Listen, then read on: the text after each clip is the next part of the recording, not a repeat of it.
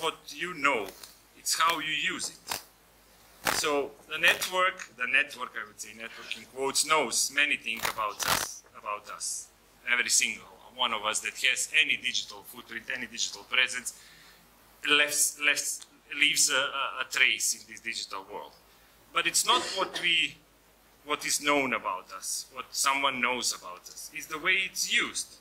And if we define, I suppose, legal frameworks and all other frameworks that we can control how the data is used, especially misused, then we can have a better world.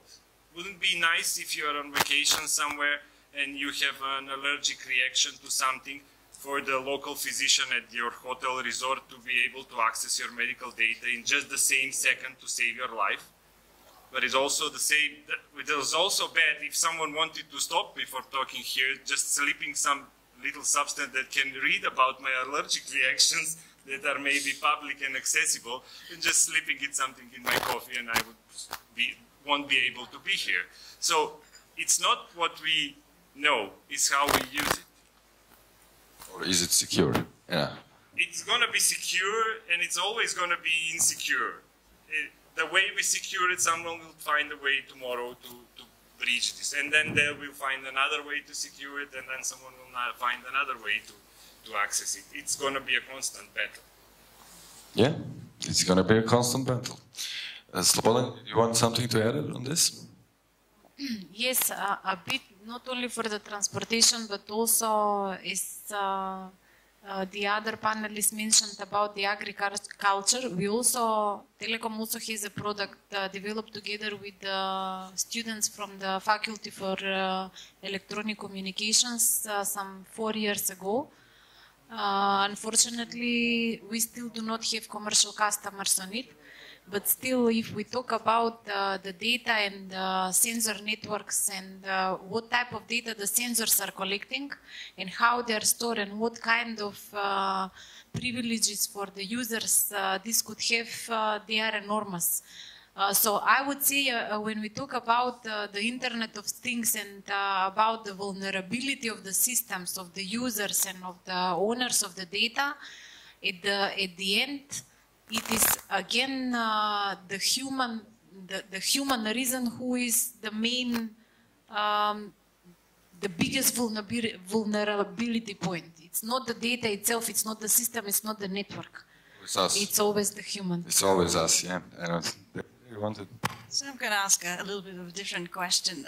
It is definitely a weakest point could be a human in the security link. But let's think of who is storing the data, who actually make the use of our data. Isn't, you know, my usual rant is that every dog and a big platform has everything about me, but itself. There are various ways of organizing data ownership. So I wonder if there's anybody in the region who's actually thinking how to organize the data. So European Commission has a lot of trends where they want to reward users for producing their data so that users could be the owners of their data. And I think that is a new trend that we're going to see. And that is something that I don't hear discussed much elsewhere, apart from European Union, but I wonder if you discuss something like that in Macedonia. And how could users benefit from the data they produce? If you drive a car, you can produce up to 25 gigabytes of data per hour. Is it good that we all store that data? Or... And what can we do with our data? So I'd like maybe to hear from the professor about architecture in terms of protecting user data and from regulators in the room of how they think user data could be owned by the users. Go ahead, Dennis. Well, it has both a technical view but also the legal view. In technical terms, it's doable, of course. We are talking about the data ownership and somehow insight on who's using our data. For some of our data that is out there in the internet, we have explicitly made our consent. For some of it we didn't, of course, which is a legal issue more than a technical issue. if this data that if the data from my car that I share from my car helps someone to avoid a traffic jam at some point, it is a positive example. It lowered the energy consumption, it lowered the production of CO2 because not 10 of us were stuck because of this traffic accident on the main boulevard, but only I was stuck there, and through the data I generated, it helped the nine other to avoid this place. And it's a positive example, of course. There will always be negative examples. Talking about the personal data, there are examples within Europe, of course, especially in the most digitally advanced communities, like the Estonian, for example, community, that the user has strict control and insight on who's using the data. And that's an important thing. That's if we start to share data, then it's good to give us possibility to control who's going to see which part of the data and who's actually accessing this data. This requires, of course, some level of knowledge, some level of technical maybe knowledge, but also requires some legal frameworks to do it. So I think that the most important thing here is the legal aspect of it, not only the technical. Thank you. Indeed, that is. Can we have a round of questions just prior to the audience? I would like to ask, is there any question in the remote room? Anyone from our remote moderator? Okay, so in room.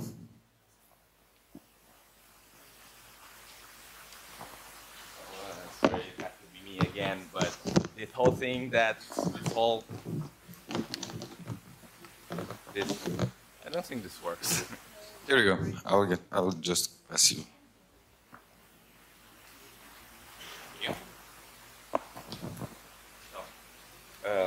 This whole concept that we can give away data and then we can still retain control over it is utter fantasy. So if you think that, please wake up now, because it's data.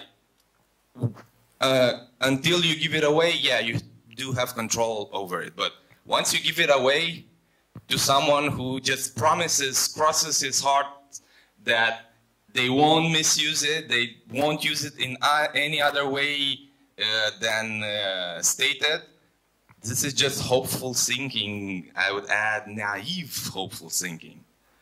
It will just not happen. Once it's out of your control, it's out of your control. The thing that, the EU Commission or someone will come and create some kind of framework where we can monetize our own data. It's fantasy, it's not science fiction, it's just fiction. Maybe there is some science in it, but yeah. Any other question? What's that question? No? Anyone else in the audience? Okay. So now, yeah, go ahead. I must say it's not always about monetizing. You have the same dilemmas whenever you do something. Whenever you buy a product, you're not sure whether it's going to work. And if it doesn't work, you try to revoke to collect your customer privileges, or try to get it back, get the money back, or everything. Especially us in the research and education community, we believe in sharing. Because without sharing, there will be no science and no progress. If everyone keeps it to himself, it will be no progress. Our progress is based on sharing. Internet helped the educational community was developed, and it was adopted first between, if I take aside the defense, the first it was adopted by the academics because of the easy way of sharing data. So I'm not always saying personal data should be shared. Of course, everyone should have a control what kind of personal data it's sharing, but sometimes it can be very helpful. Thanks. And another, go ahead, please. Here it is. Here is the one is working. Yes, there is a contact. Okay. I think that in the back we have some dilemmas. Yes, we are living in a digital world, and we are not trying to have total control or total regulatory framework that will assure us that everything will be in line with the law. There is always possibility, but at least I think that we should try to create some regulatory framework in order to avoid abuse of this personal data. We are sharing data, we are working in a digital world, in a digital environment, so we just have to find a way how to try to control it and not to influence it. And on the other side, we are witnesses of this, what was Google Forget case, you remember? So there is always possibility personally to check, it's easy tool, and you ask Google to forget everything about you, and then these are small steps. But there are a lot of challenges in front of us because we are facing with enormous amount of either personal or other types of data. So we should look for a way how to narrow the possibility for abuse of this data. So this is my opinion. Thank you. Anyone else? Okay. We will now go ahead. Are you a regulator? A telco operator. Thank you. From Macedonia. Thank you. I think that is a really good segue into this challenge about data ownership and how users experience the whole Internet of Things network, to introduce Valentina, who will speak from a civil society and a user point of view of her challenges in the Internet of Things. So, please. Thank you. Hi again and again. Okay, Internet of Things against the four, I don't know. But I would say that, okay, I was listening to the smart city of Skopje. And then I closed my eyes and was thinking of Sarajevo. And I was seeing Sarajevo. And then I opened my eyes and realized Sarajevo smart city. We have buses that are 20 and more years old and trams. We have no accessibility for many of the buildings. So for the sidewalks have car parked. So are our city becoming smart because of a chip that is put somewhere else? While we still lack, in Sarajevo, I lack the basic. If I am disabled, I cannot enter the bus, the tram. Would be nice to have a possibility, and I think we have also applications that allow people to know where the bus comes. Unfortunately, they are not always on time. So the schedule, it's dystopian world. But still, a project like the one that had been introduced, I think that somehow, by absurd, can be more safer than many other Internet of Things we experience. Because still there are accountability if it's a city council doing. It can be tough, can be difficult, but still there are accountability. If there is a big company, there is still some accountability. We can discuss about the algorithm, where they will store it, which computers they will store their data. We can discuss if the data are ours or theirs. But still, we know who is doing the thing, and so we can point if we want. But there are many Internet of Things, and I want to talk about Internet of Things because I believe in pleasure. And one, it's a little doll, Kyla, maybe you have heard of her. And the other thing, it's a vibrator. Maybe you have heard of it. Vibrator, dildo, I don't know if you have ever used. I did. I do. Maybe. It's not this the point. But the point is, vibrator can get cheap, and they are part of the Internet of Things. Why? Because Internet of Things is any object that get a chip, and then you can connect with the Internet, Wi-Fi, Bluetooth, and you say, wow, why a vibrator should need a camera and a chip and be connectable with the Wi-Fi? Well, because there are distant lovers. I know I'm very distant from my vagina, and if I can look at it, why not? Anything against? It's freedom. But if I talk about the Internet of Things and talk about sexuality, then what's happened? Shame. And if someone hack my Wi-Fi and put my vagina on the internet, and with big data triangulation, everyone can see how she's doing, then they say, but you should know, you know, we are in the digital.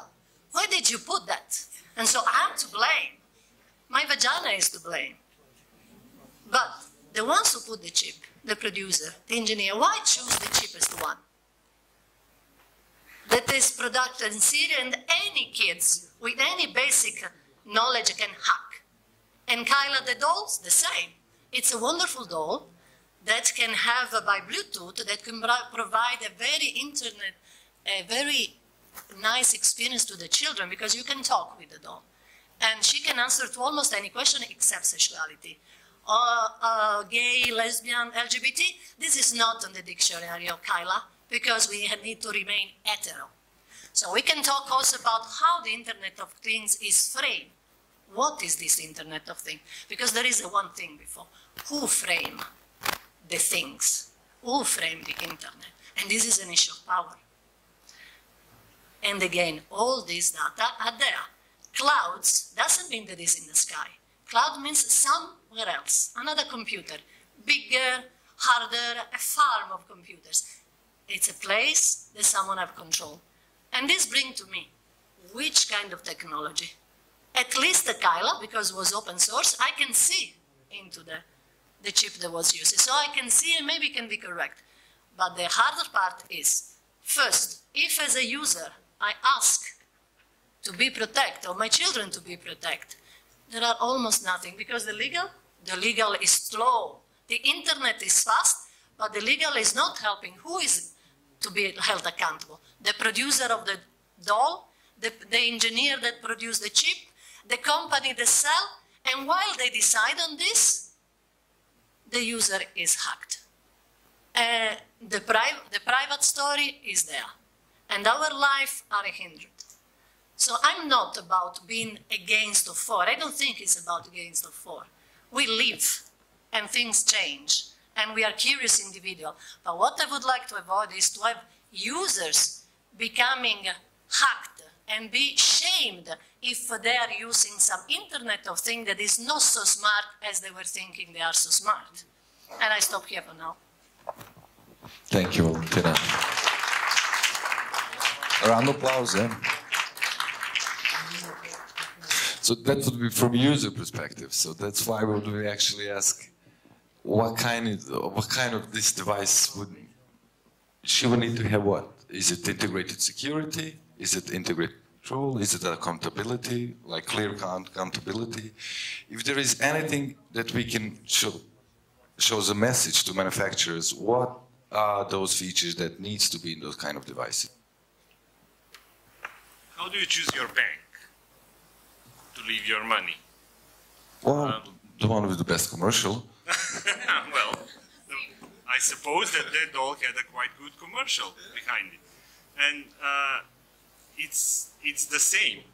It's the same here with any aspect of our life. How do you choose our doctor? How do we choose our bank? Do we trust them? At the end, we end up with trusting each other. So the same thing we have here. There can be a better chip. It will cost more expensive. There will be a better algorithm. There will be a better network. There will be a more secure storage. But it's just a technology, and someone will find a way maybe to get access to it and misuse it. Things are misused every day, not only in the internet. Everything can be misused. A revolver can be used for defense, but also can be used for offense. You can use it and take someone's life. So who do you count for this? Smith and Wesson, the ones that produced it, or the Colt, or you can put it in the same frame. All of this, of course. Users should be more educated. Education is key.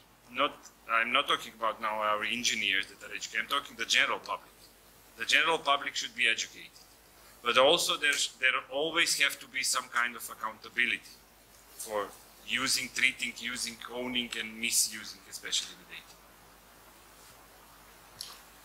Thank you. We have questions from audience. Did someone want to add something? No?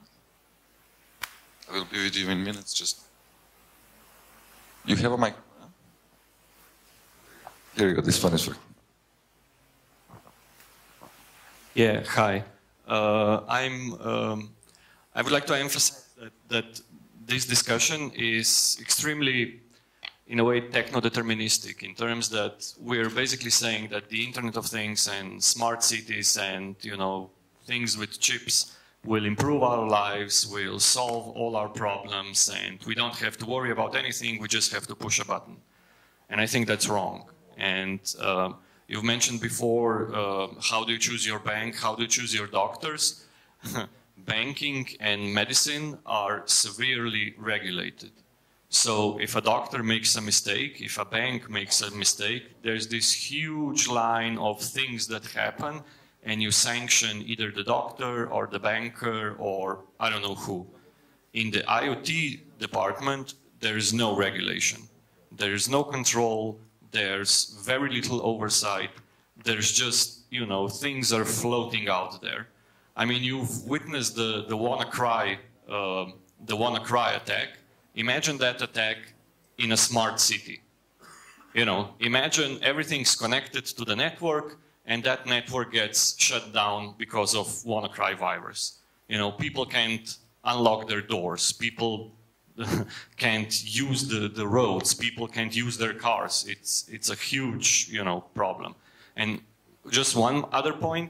About the market, what are the dynamics of the market, how it could be formed, what are the users' perspective, and we will have sort of three parts of this discussion. One is what are the challenges and what are the current implementations, and then the third part, if we could get all your input into ideas of how it should be implemented in the right way. But before we start, I think I would like to just introduce my colleague Arvin Kameri and myself, Desiree Milosevic. I'm from a company called Affiliates, and Arvin is with Diplo. We'll be your moderators, but we really like to have an interactive session. So turn off your phones and grab the roving mics that will be here. We try to leave plenty of time for the questions, so that we really have a discussion rather than one person's point of view. I would like to open this session with asking, not just focusing on technology, but what are our societal needs in the region? If you're in Africa, you don't have to repeat the Western way of implementing Internet of Things technology. You first need to look what are our real needs. Is it clean energy? Is it clean water? Is it more good professional education of people that can work on these resources?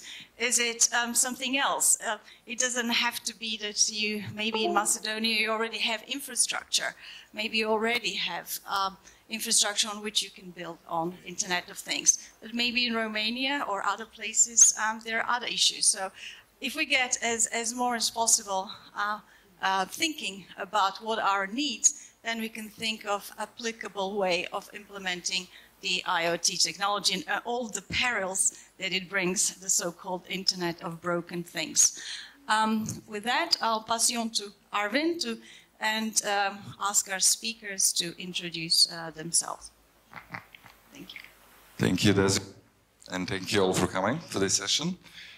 Desiree explained it pretty much. It's going to be 3 rounds or 3 different parts of Internet of Things. This is large, Internet of Things. It's really large. It actually applies to many, many, many things in our everyday life. So, without further ado, I would like to present our panelists here. From the right, we have Slobodanka Jakimovska-Josifovic, Makedonski Telekom from Skopje. She will present a bit on a smart city initiative from the Makedonski Telekom. Sitting next to her is Ceren Unal from the Internet Society. She will give us an overview. Well, let's see.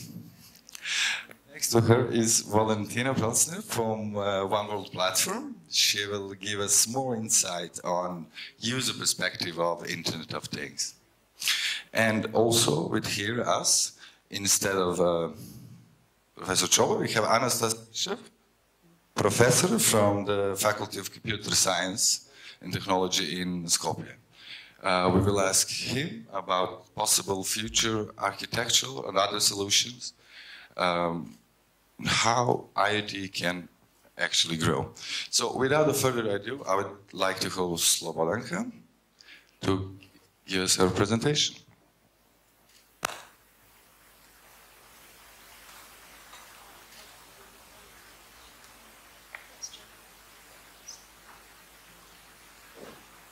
With the introduction of the Smart City project of Macedonia Telecom, the citizens from Skopje will be provided with comfortable, fast, and efficient transport, suitable for a modern metropolis. Can you just, no.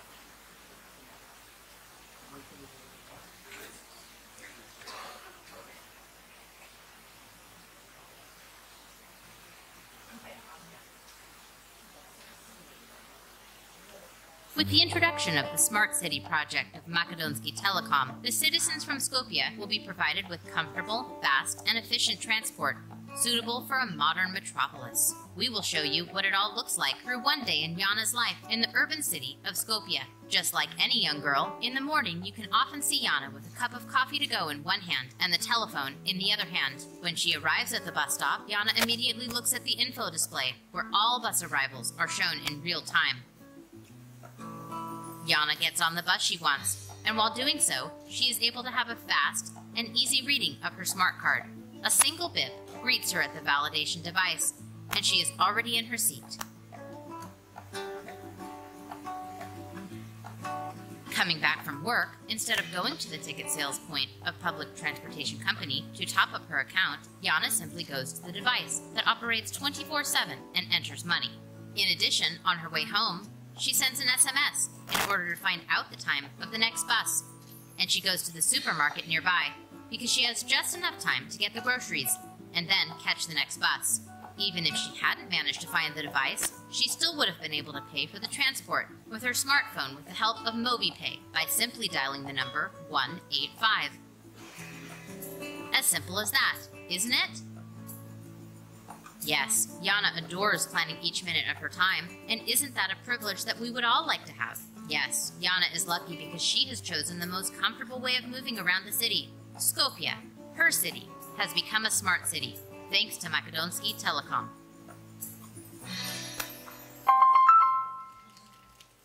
Okay, good afternoon from me. My name is Slobodanka Jakimovska Josifovic. I represent Macedonia Telecom today. I'm delighted to be on this conference of Agency of Electronic Communications for the first time, representing the business area of Macedonia Telecom, and I will talk today about smart city, Internet of Things developed in a way of a smart city, and the start of the IoT era in our capital, in the city of Skopje. What we have done in the previous 2 years and how we live as citizens of Skopje in the past 2 years. As you have seen in the video, Jana is the lady who is standard professional lady going to her office and to work on a daily basis and using the public bus transportation.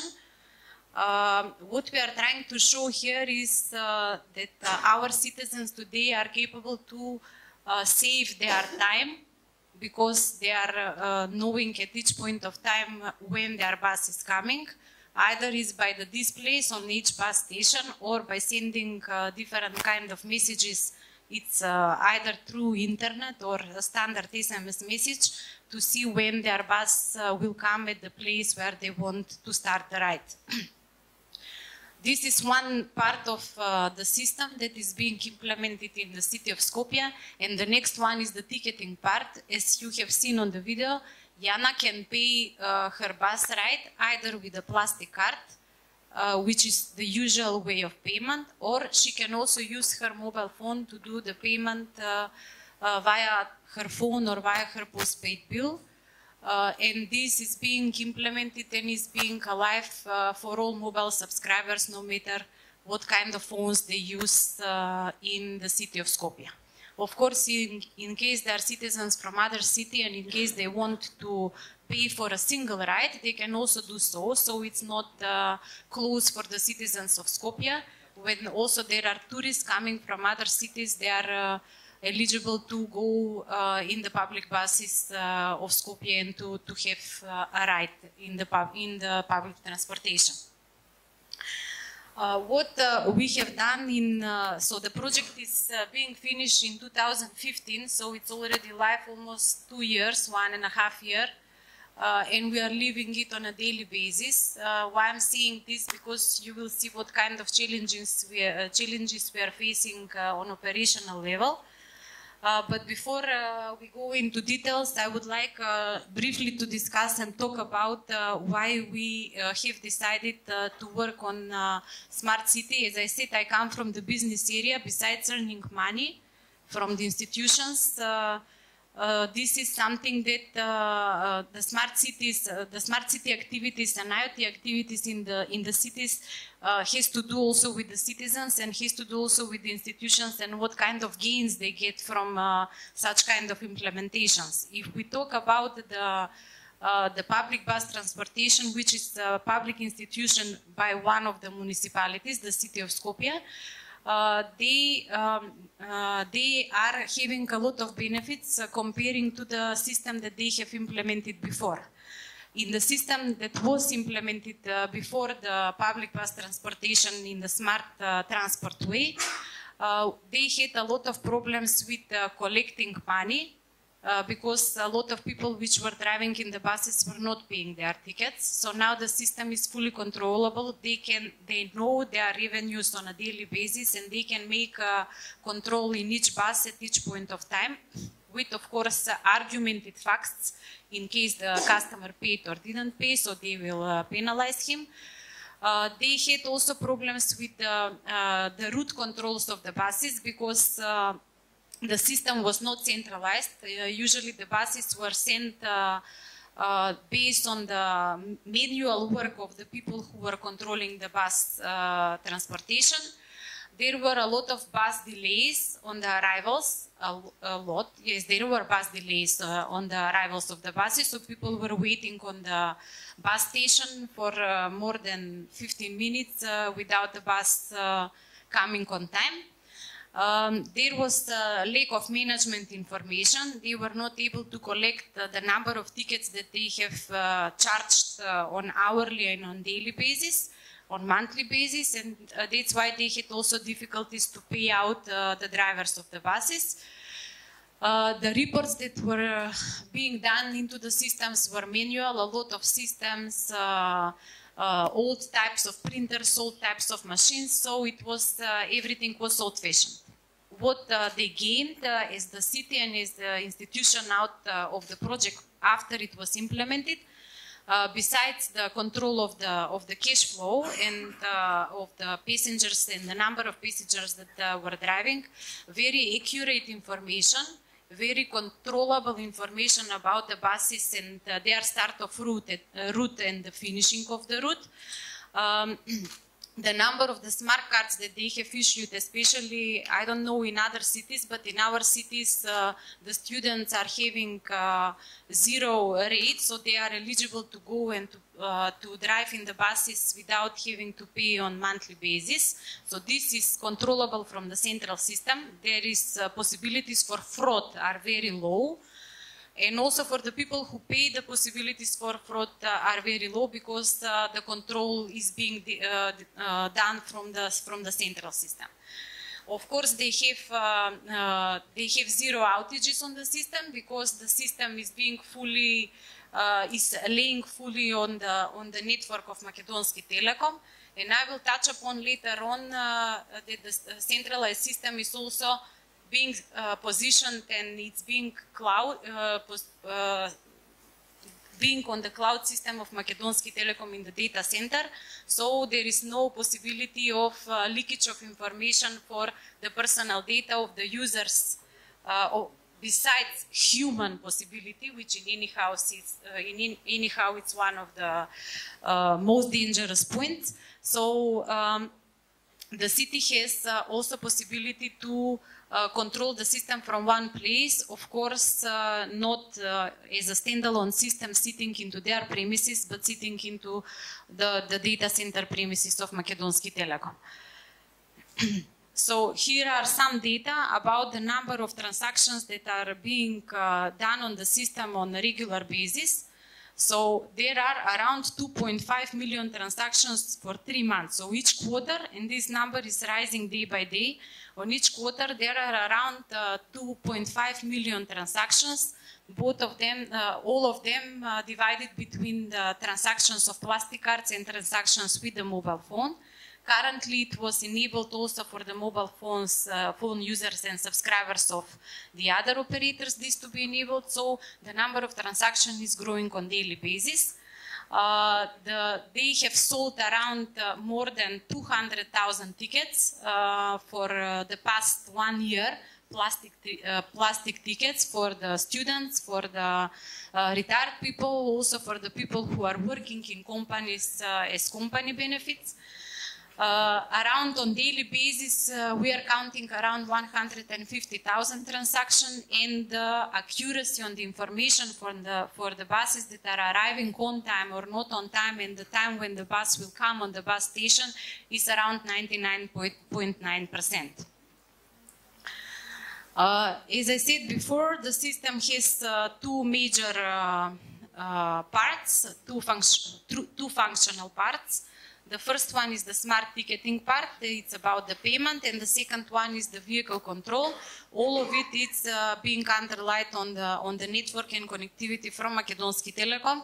So just for your information, in each of the buses there are at least 4 devices, IoT devices, each of them equipped with a SIM card or a different type of communication capability in each of the buses. That's how the buses are being controlled and are being driven through the network of Telecom. All of the information are being kept on infrastructure and on a platform as a service being positioned in the data center of Makedonski Telekom. So the customer, the city of Skopje and public bus transportation does not have anything to do with system administration, with paying of the licensing, with administration of the application, nothing. So they are just using it as a platform from the central system. Additionally, this has different advantages, as maybe we will discuss upon in a bit more in the second part of this discussion, about the security and about the privacy of the data. But we consider that in each of the IoT implementation, no matter for the smart city or for residential products, it is important that the data are kept in single place, because that's how the guarantee for the security and for the data protection is being on the side of the operator or on the side of the provider of the service.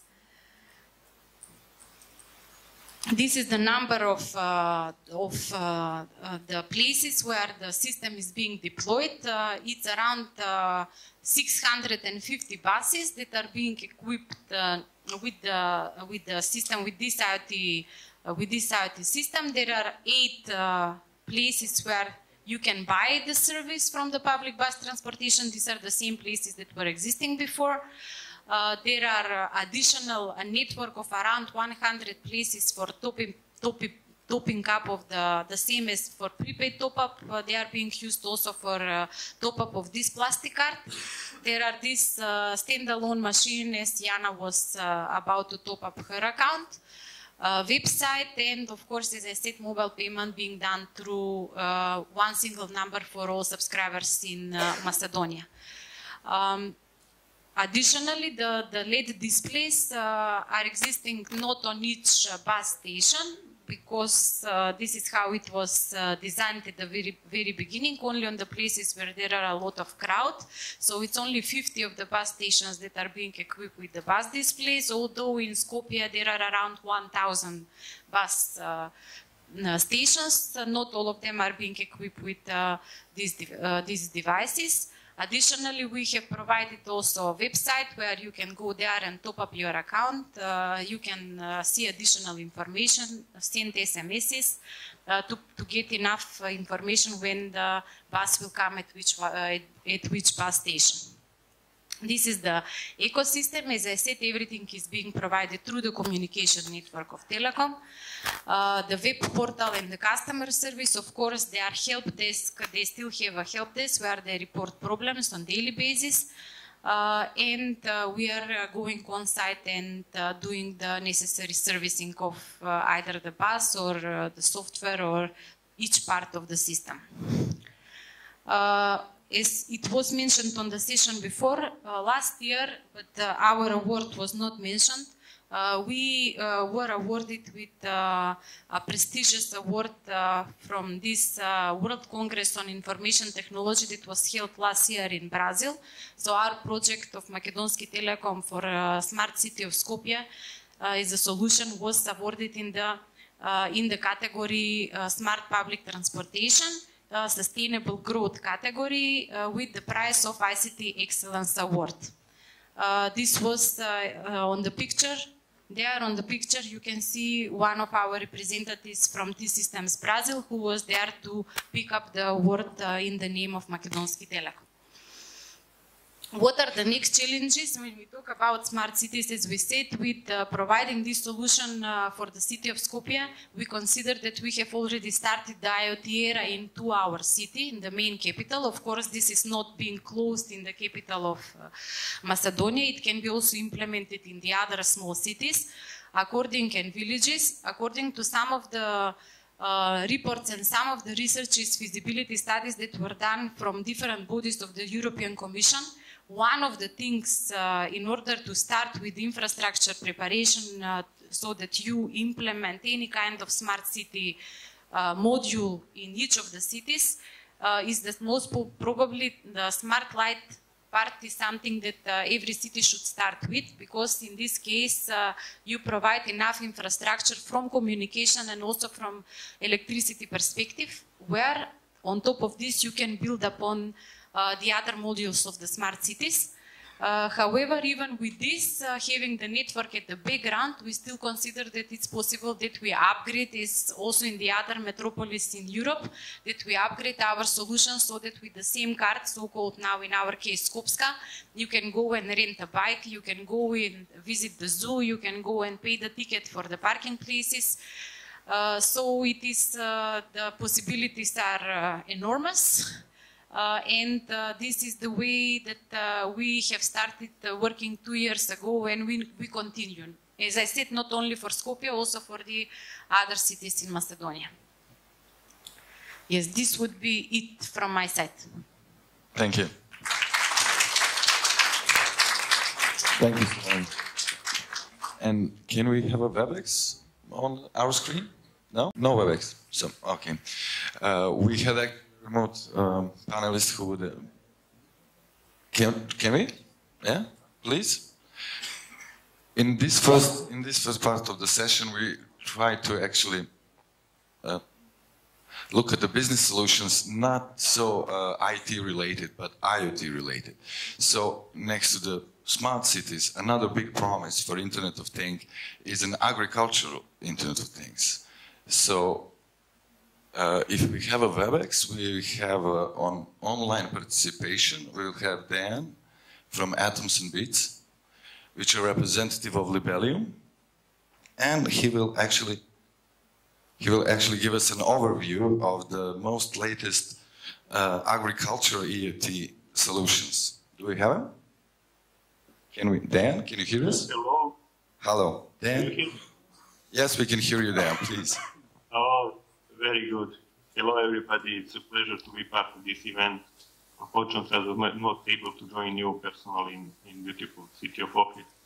My view of IoT is a little bit specific. I mean, it's the goal, ultimate goal of IoT is to create digital clones of entities that exist in real world by collecting data from different sensors, images, and so on, and making these data, making models out of these data, so that based on these models we can have a real remote access or remote monitoring of these systems.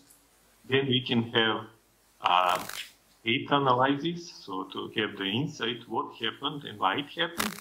And finally, what we are focused on is how to develop models that will predict how the system will behave in the future. And now coming back to your question regarding agriculture, I first would like to share with you some reasons why we need IoT in agriculture. And I think that the key point here is that food production must increase by 70% by 2050. And having in mind that we have limited resources, for example, agriculture consumes 70% of the world's fresh water supply.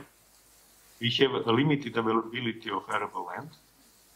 There is a huge impact of urbanization and rural labor supply. And the land and the air is more and more polluted. I have some figures that, for example, pollution kills 3.7 million people every year. So we have to produce much more with much less. And then we have to do something what is called precision agriculture, meaning by collecting data from different sensors, cameras, and so on, we can remotely monitor fields, and based on insights collecting from these data, we should reduce the usage of fresh water, chemicals, increase the production, and at the same time do the production more healthier and with less pollution. And here is the place where IoT came. So that's exactly what IoT solutions do. Based on collecting different kind of data, we are developing model that will tell to farmers what have to be done in which specific period of time, and what chemicals should be applied, and when the irrigation system should work, and so on. At the moment, there is a lot of different references, especially from Libelium. I can give you just a few of them, like Vineyard Health Monitoring System in Switzerland, where they have developed a model that predicts the insect pest activities and allows the growers to make ready and apply insecticides precisely when needed. And that's the key point of precision agriculture, to precisely apply something when it's really needed. There are examples from oil tree monitoring in Italy, there are farms in Austria, and so on. And I can give you just one short example of what I'm doing here with some apple producers. So they have some like five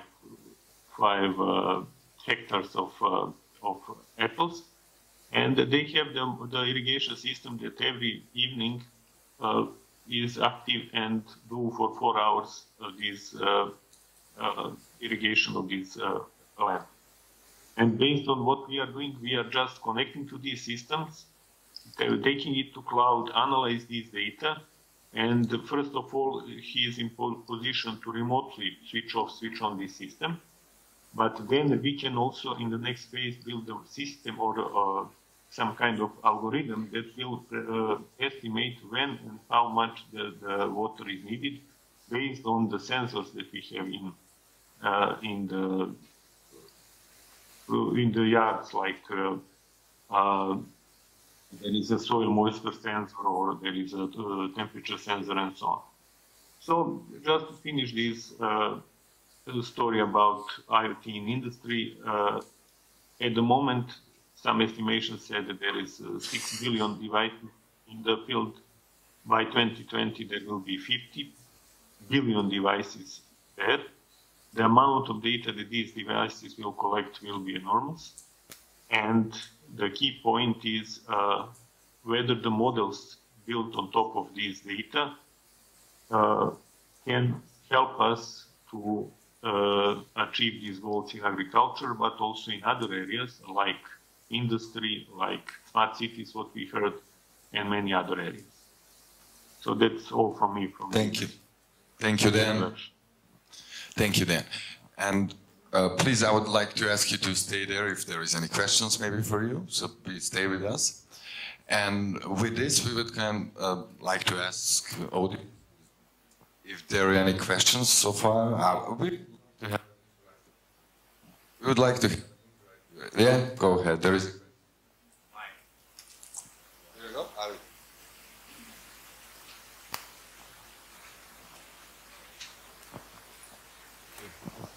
Thanks. I'm Matei. I'm Matei Vasile from Apti, Romania. I like the concept about the agricultural IoT because that's actually something which benefits from. In the end, it's not necessarily IoT. What is IoT? It's the same question as with the fake news. We're just creating a new term for something which has been around for a long time. You're just automating a system, and in the case of the agricultural setup, that's something new, something undoubtedly beneficial. But what is so new about selling tickets and tracking buses via GPS? This has been done since a long time, all over the place. There's nothing really smart city about it, or IoT about it.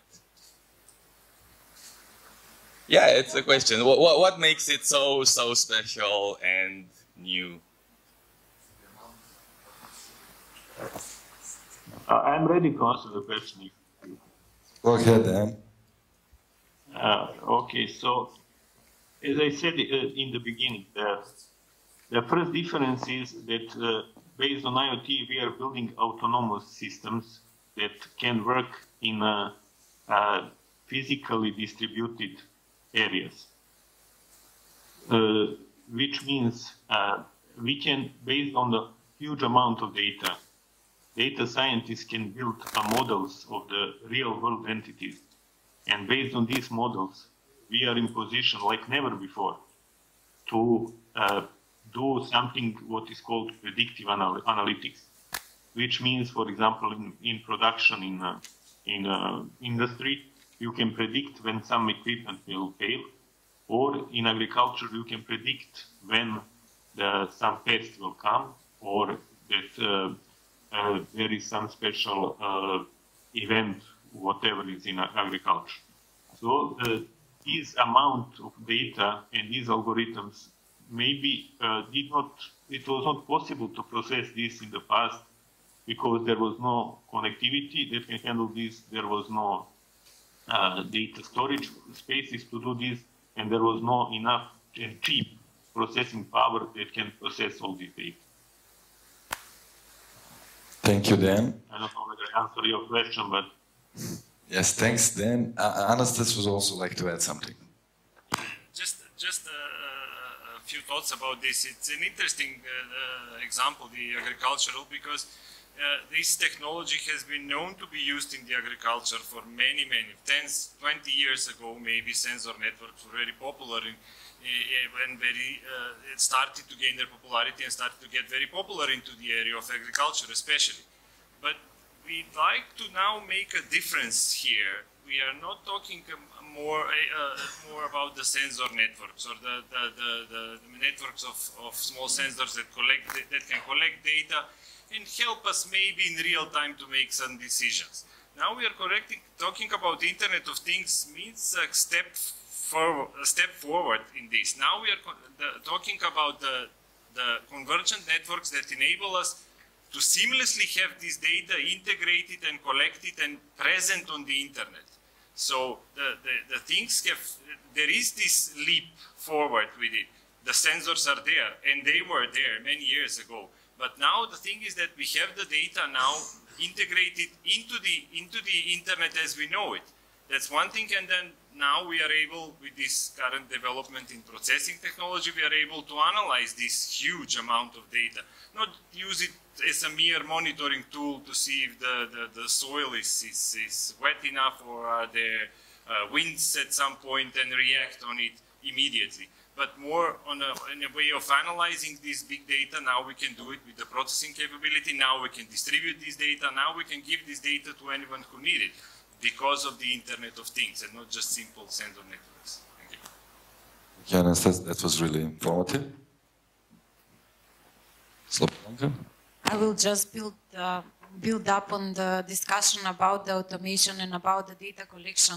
It's not that we are collecting fare through the tickets. We are able to collect all the data about the customers and how they use the public bus transportation. The system is capable to predict in case there is some accident happening on some of the traffic lights, that the system is automatically rerouting the bus to drive in the another location. It's not that we are talking only about automation. We are talking about data collecting. We are talking about predictive models. We are talking about data analytics and big data. So this is it. Smart city and the transportation is only part of it. One more? No, okay, go ahead.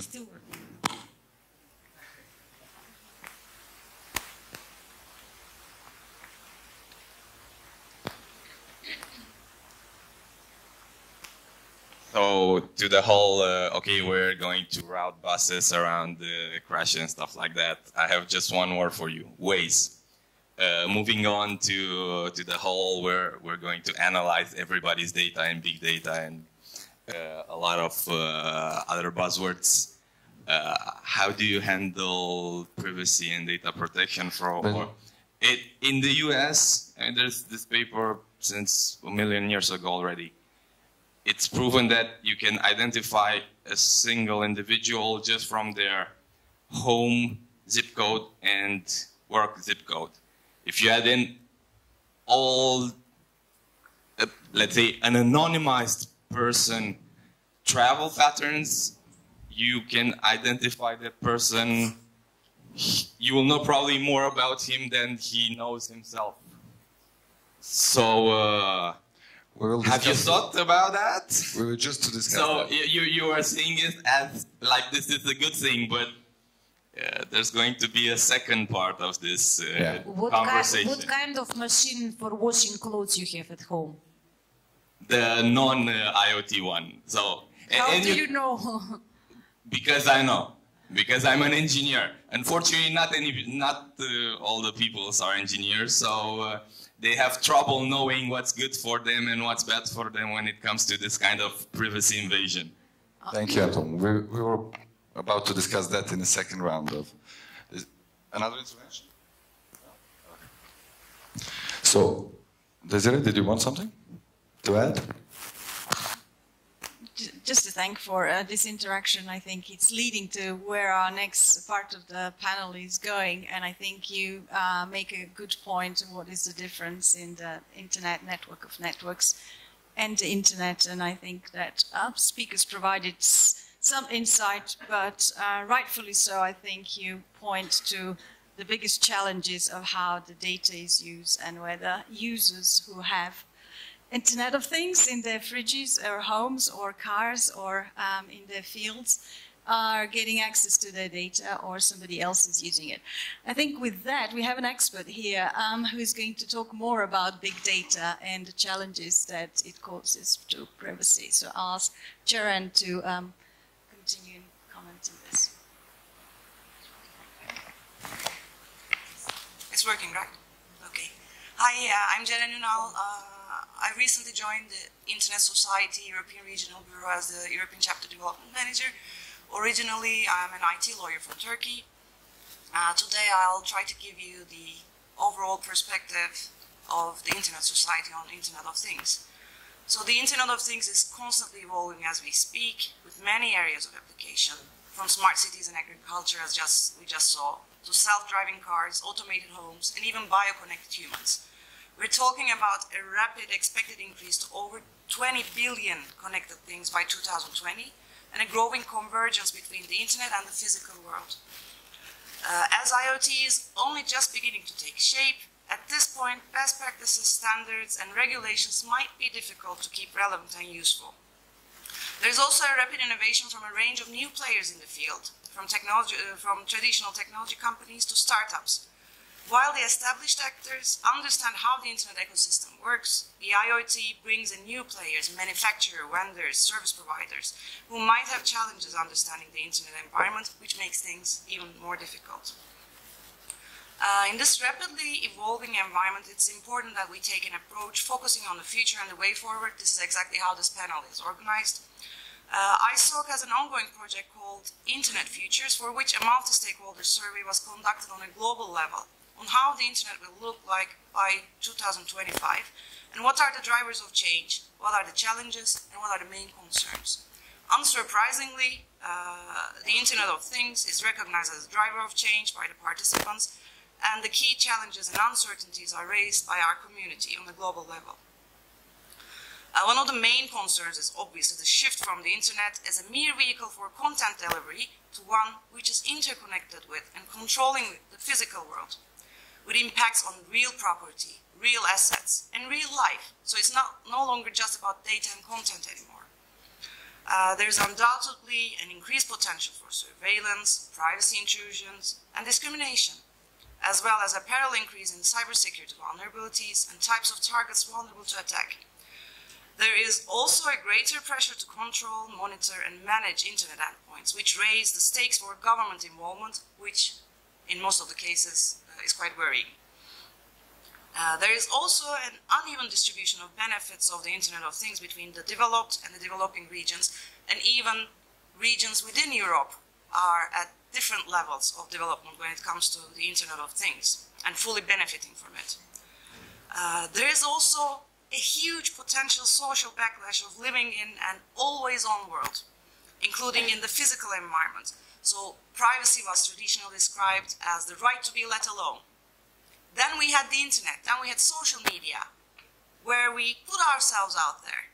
We changed the whole thing. And now we have this concept of being always on, which has tremendous transforming effects on the society. We're not just talking about connected devices, but a big complex system. So the IoT is not just connected devices connected to the internet. It is a network of devices acting in a coordinated fashion and being automated, controlled, and communicating over the internet.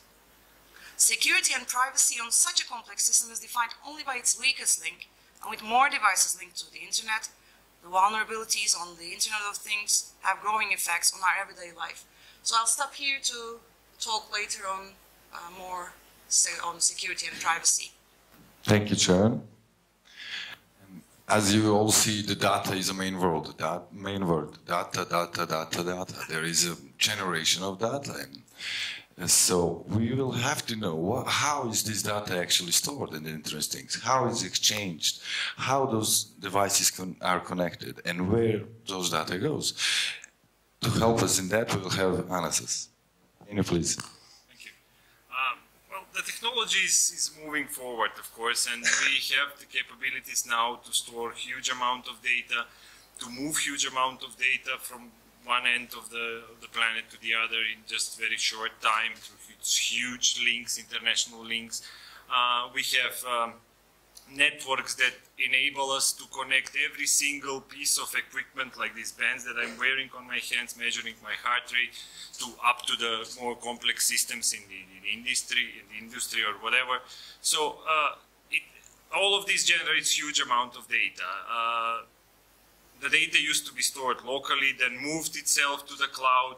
Now we are talking about different trends in computing. Now we are talking about trends that would like to combine these two approaches maybe. We are talking about different again, meteorological notions on the computing. Now we have fog, now we have dew computing, which moves it over to the edge of to the users. Now we have data that can be either at the user, closer to the user, or some of it at the cloud, or everywhere, both sides. But the main problem here, the data can be protected. The technology is advancing. There are ways of protecting the data, protecting the stored data, protecting the data in transit. And there will always be people that would like to misuse it, to try to find ways to access illegally this data. But I think that the main point about all this data is, someone smart once said that it's not. Every time we bet everything on one technology and we're not developing alternatives or replacements, we're, you know, digging our own grave. Thank you. Hi, Doman from Slovenia, NGO Citizen D. We had another question here. Hi, I'm Dragan Čapunovski from VIP Macedonia. At this occasion, I feel that I can share one of my experiences with the Internet of Things, not because of its content, but a lot of content was presented today, but it is because of the time when I was lucky to see such presentation. It was actually a presentation of vision.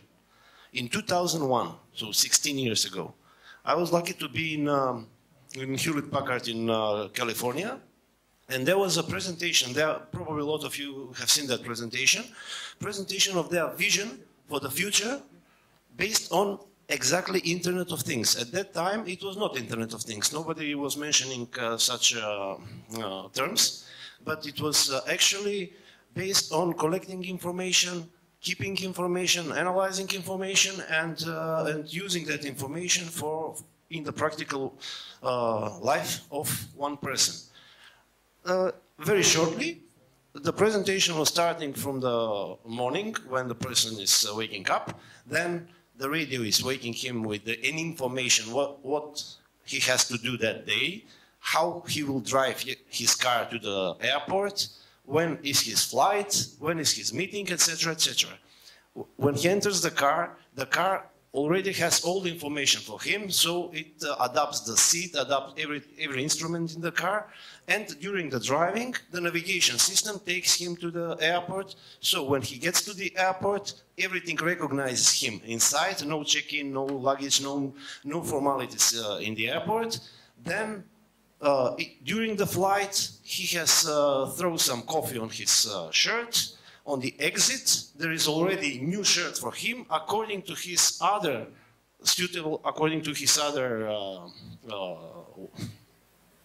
things that he wear, and he goes to the person that he needs to meet. Also, a present for a birthday of his son, of the son of the person who he needs to meet is ready for him because the system knows everything. So it was 2001.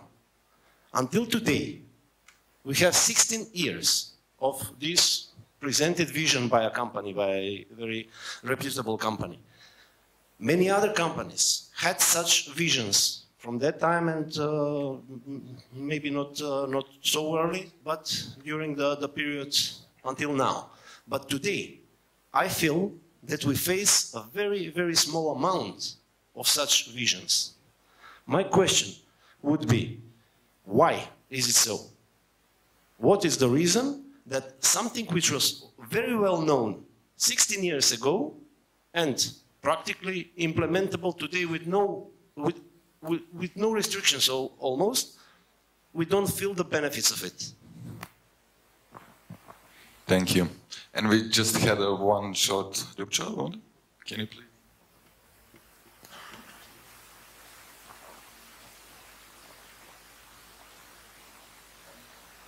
Is that on? I just wanted to chime in with something that perhaps was covered. Sorry, I entered a bit late. But I think it is very important to mention every time there's a conversation on Internet of Things and a thing that usually goes along with it, and that is artificial intelligence.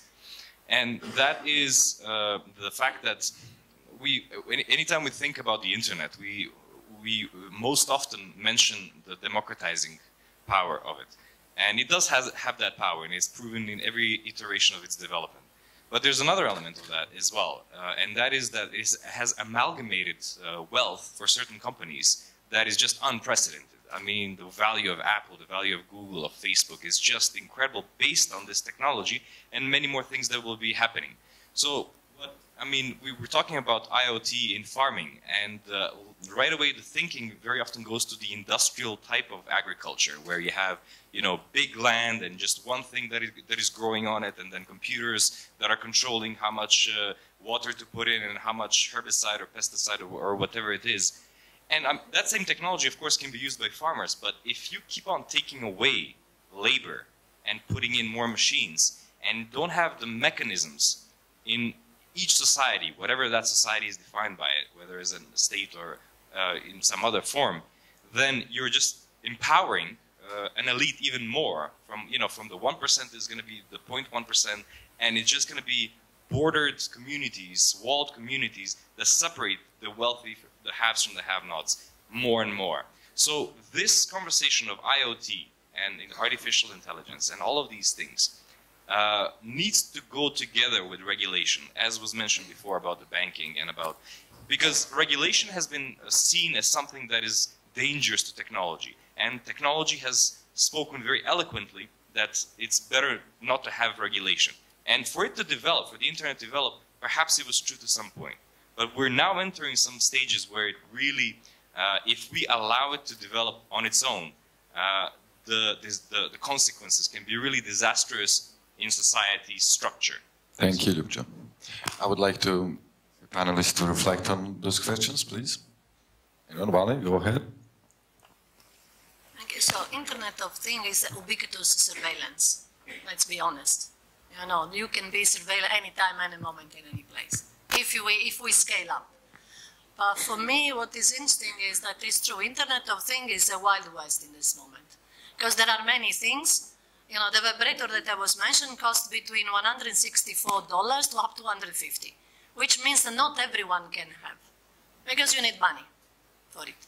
But there are many Internet of Things that are far less expensive. And people curiosity and people desire to belong to the modern, the contemporary age is there. But the point is that until the Internet of Things will have not regulation, meaning all the responsibility will be on the user. If we have no privacy by default, if the algorithm that then manage also all these analyses, because this is what happened, to learn from our habits and then foresee in the future and the right action, someone has to do an algorithm. And then we have to ask where this technology resides.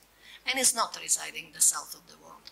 There are very specific companies that sit in a very specific place, and it's also a very specific business model, which is exploitative. So how we regulate? Is it the regulation between the states that we don't trust anymore that much, and the company, the big company that we trust even less? Where are the people? Where are the academia? Where is the technical community? Because until it remain so big that only few companies, inside have been also an Internet of Things, all the solutions are the big solution, the Microsoft, the Oracle. I don't have anything against, but it's not possible that with the many brilliant minds in the world, there is only one model. And it's not the case that the Google, the Apple are investing on artificial intelligence. And we will become slaves because it's our data. So how to regulate? It's one question, but who is in the group that will regulate? Because people are always left behind, and the treasure is done with our data. Thank you, Alan. We are really short on time now. We have many questions, but maybe, Jelen, would you maybe to this? Yes, I'll try to address all of the questions raised, which are very legitimate questions. So we have this fascinating world of the Internet of Things, as Valentina perfectly projected. It's really hard to top that. But it's also a very fragile environment, so the need for a collaborative approach is more apparent than ever.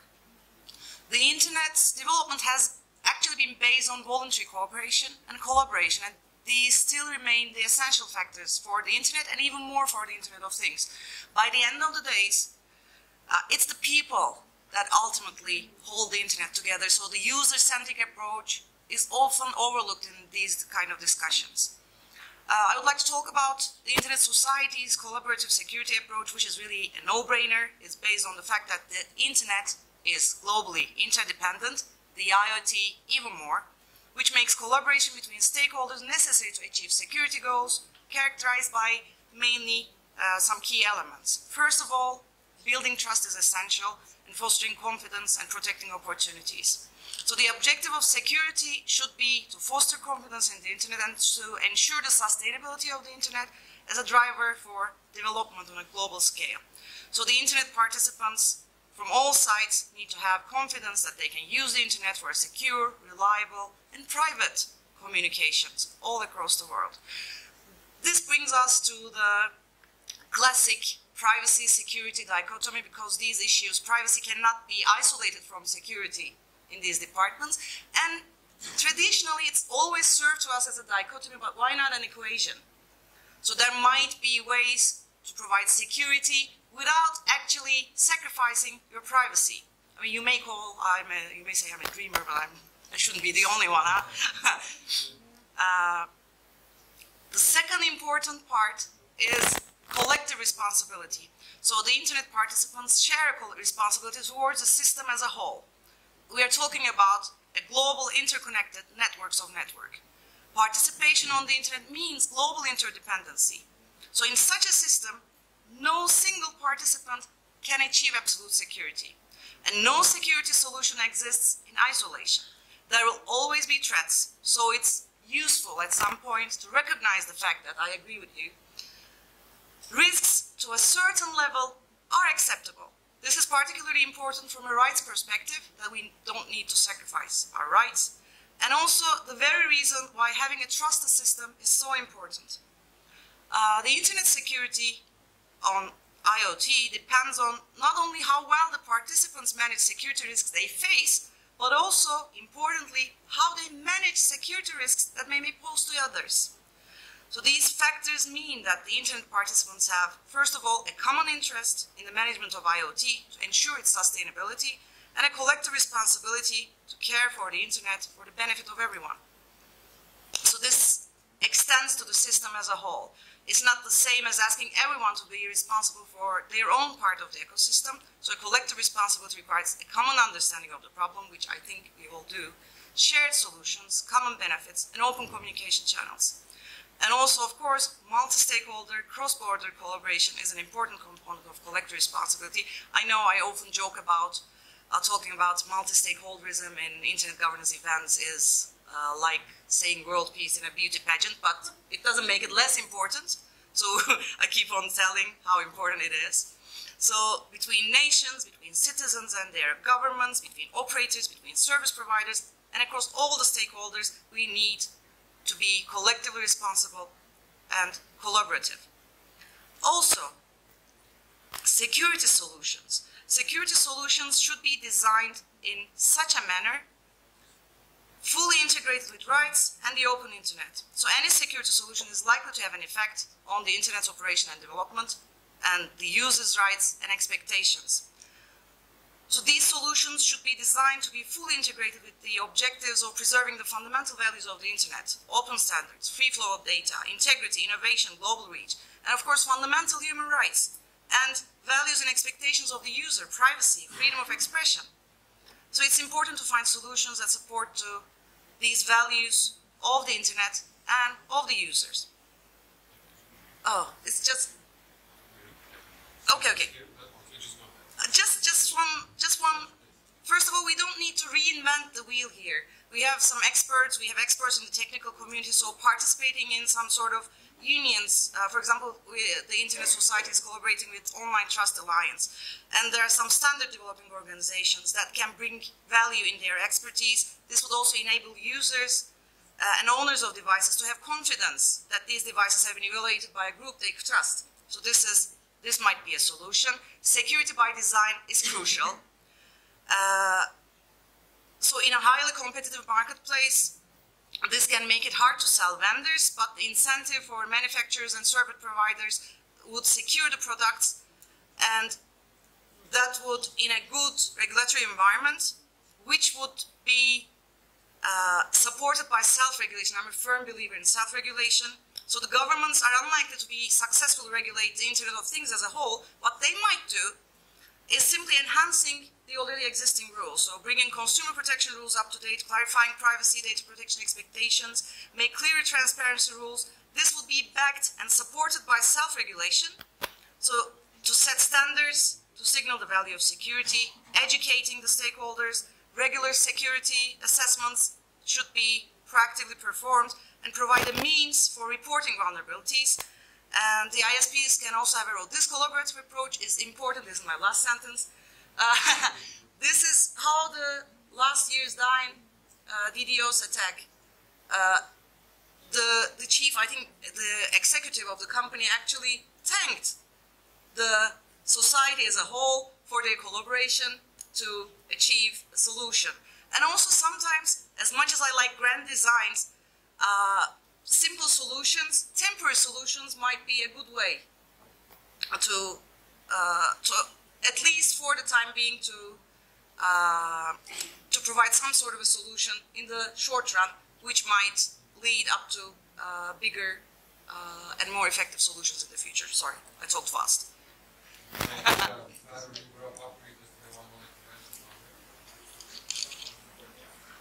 Sure. Yeah, I'll keep it super short because we need to go for lunch.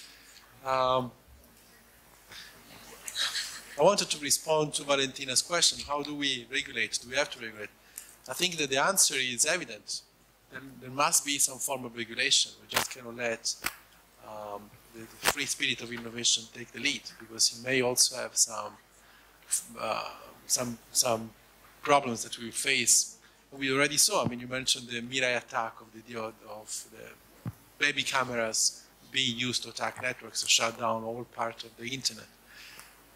But the way to regulate, unfortunately, we cannot rely solely to the data protection authorities of single countries, of telecom regulation authorities of single countries, because they don't have the power, they don't have the jurisdiction to go and tackle those issues that sometimes they include vendors, big software companies, search engines, and they are based all over the globe. We tried a few years back with the Net Mundial initiative to set up some principles and models to deal with that. You mentioned the multi-stakeholder model. It worked in the ICANN environment. It produced result. Probably going all the way to the top and trying to do some grand schemes as we tried with Net Mundial doesn't work. But starting locally, and when you look locally at the European Union, for instance, and bringing together 27 countries that are quite homogeneous in their frameworks, they all have data protection authorities, but push them to move towards a model that it's more inclusive and brings the big players at the table, and then start setting some forms of regulation, and uses the model of multi-stakeholder iteration, open bottom-up discussion, to end up with some frameworks, some principles that then protects us from enjoying the best of this innovation without having to face and every time goes back and fear the technology because it can be harmful. So that's.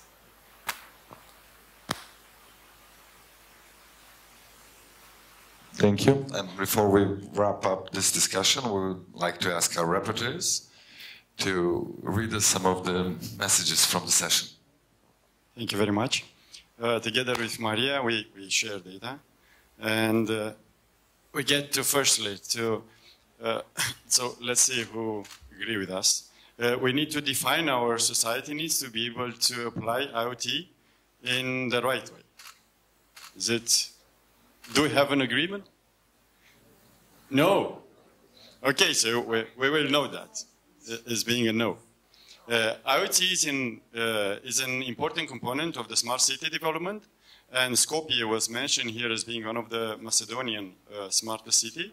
The question is, does IoT makes our lives easier?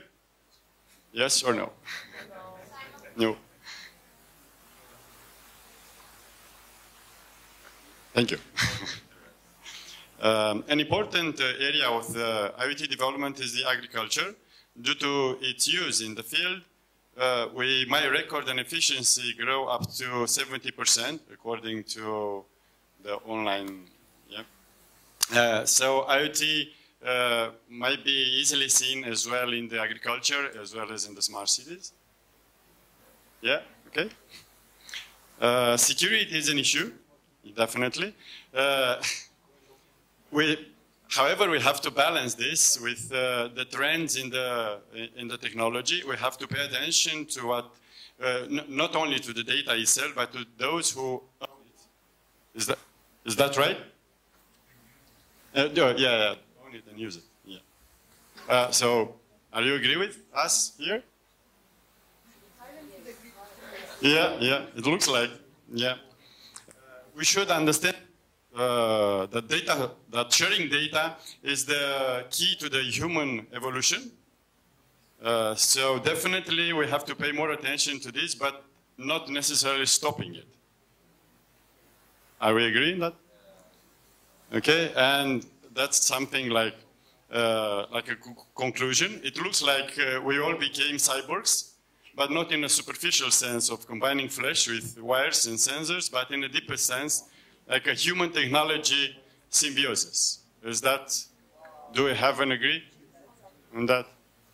Okay, those were, well, and regarding Valentina's statement, well, personally, I have nothing to report on that.